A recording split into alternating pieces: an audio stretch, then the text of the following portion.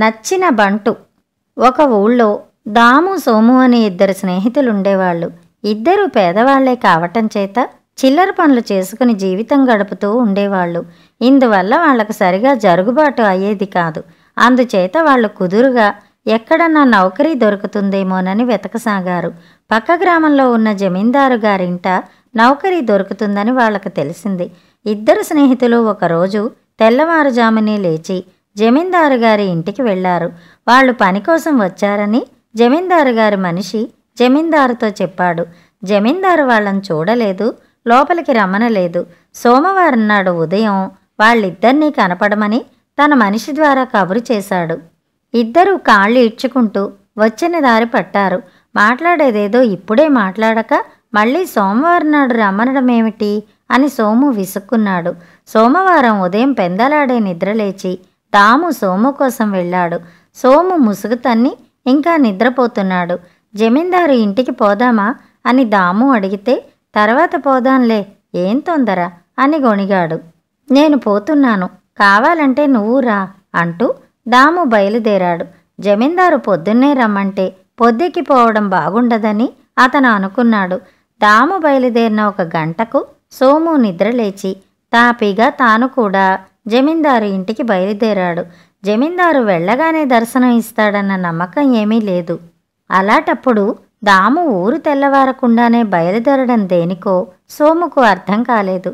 దాము రాగానే జమీందారు నౌకరు జమీందారుతో అతని రాక గురించి చెప్పాడు. రెండోవాడెందుకు రాలేదో కనుక్కో అని జమీందారు తన నౌకర్ను పంపాడు. కొంచెం ఆలస్యంగా వస్తానన్నాడు అని దాము నౌకర్కి సమాధానం చెప్పాడు. వేచి ఉండమను అని జమీందారు తన నౌకర్ ద్వారా దాముకు కబురు చేశాడు.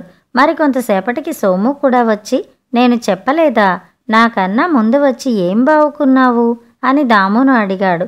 మరికొంతసేపటికి జమీందారు వచ్చి, పని కోసం వచ్చిన వాళ్ళు మీరేనా? ఇప్పుడు వెళ్ళిపోయి బుధవారం ఉదయం కనిపించండి అన్నాడు. బుధవారం ఉదయం కూడా దాము ఒక్కడే జమీందారు ఇంటికి వెళ్ళాడు. సోము మధ్యాహ్నం వేళ బయలుదేరాడు. ఉదయం వచ్చిన దామును జమీందారు మధ్యాహ్నం వేళ చూశాడు. ఆయన దాముకి ఇంత అన్నం పెట్టించి రేపు సాయంత్రం కనపడు అని పంపేశాడు. దాము ఇంటికి తిరిగి వస్తుండగా అతనికి సోము ఎదురయ్యాడు. సోముతో దాము జరిగింది చెప్పాడు. నాకు ముందే తెలుసురా, బిచ్చగాడికి వేసినట్టు ఒక కబళం వేసి పంపించాడన్నమాట.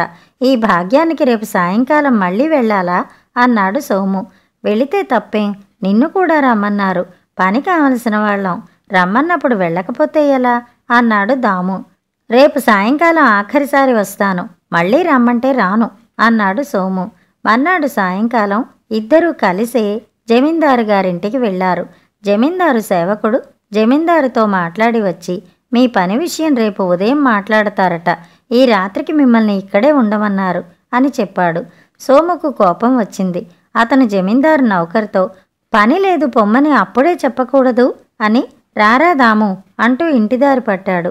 జమీందారు గారి సేవకుడు లోపలికి పోయి తిరిగి వచ్చి ఒంటరిగా నిలబడి ఉన్న దామును చూసి, నువ్వు ఉంటున్నావు కదా, ఇది తీసుకుని బట్టల దుకాణానికి వెళ్ళి ఒక జంబుకాన ఒక దుప్పటి కొనుక్కురమ్మని జమీందారు గారు చెప్పమన్నారు అంటూ అతనికి 5 రూపాయలు ఇచ్చాడు. దాము ఆ 2 వస్తువులు కొని చిల్లర డబ్బులు తెచ్చి జమీందారుకిచ్చాడు. ఆ వస్తువులను జమీందారు తెమ్మన్నది తన కోసమేనని దాముకు తెలిసింది.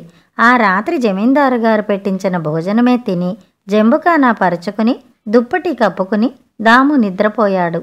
మర్నాడు ఉదయం జమీందారు దాముతో, నువ్వు నాకు నచ్చావు, సోమవారం నుంచి నువ్వు పనిలో ఉన్నట్టే లెక్క, నీకు నెలకు 30 రూపాయల జీతం ఇస్తాను.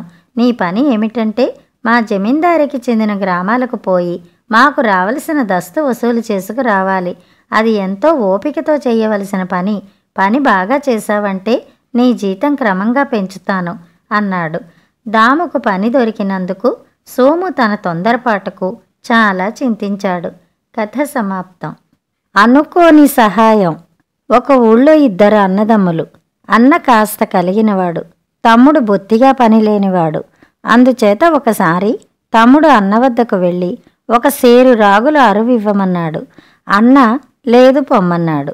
ఇది జరిగిన రాత్రి తమ్ముడి తలుపు మీద ఎవరో కొట్టి డొంకలో నిధి ఉంది, తెచ్చుకో అన్నారు. తమ్ముడు తలుపు తీసి చూడడానికి కూడా భయపడ్డాడు. కానీ ఈ సంగతి అన్నకు చెబితే, ఈసారి ఆ మాట విన్నప్పుడు నాతో చెప్పు అన్నాడు. మర్నాడు రాత్రి మళ్ళీ ఎవరో తమ్ముడు తలుపు తట్టి, డొంకలో నిధి ఉన్నది, తెచ్చుకో అన్నారు. తమ్ముడు అన్నను లేపి ఈ మాట చెప్పి వచ్చి పడుకున్నాడు. అన్న అర్ధరాత్రి వెళ్ళి చూస్తే డొంకలో ఒక చచ్చిన గుర్రం కళేబరం కనబడింది. అన్నకు చాలా కోపం వచ్చింది. అతను గుర్రం కాలు కోసి తెచ్చి తమ్ముడి కిటికీ కుండా లోపల పడేసి వెళ్ళాడు. అన్న మర్నాడు వచ్చి కిటికీ కుండా చూస్తే తమ్ముడు బంగారు నాణాలు ఎంచుకుంటూ కనపడ్డాడు. డొంకలోకి వెళ్ళి చూస్తే గుర్రం కళేబరం లేదు. అన్న తమ్ముడి దగ్గరికి వచ్చి, ఒరే, మొన్న రాగులు అడిగినట్టున్నావు, ఇవ్వనా అన్నాడు. ఇప్పుడు అవసరం లేదులే అన్నాడు తమ్ముడు. కథ సమాప్తం.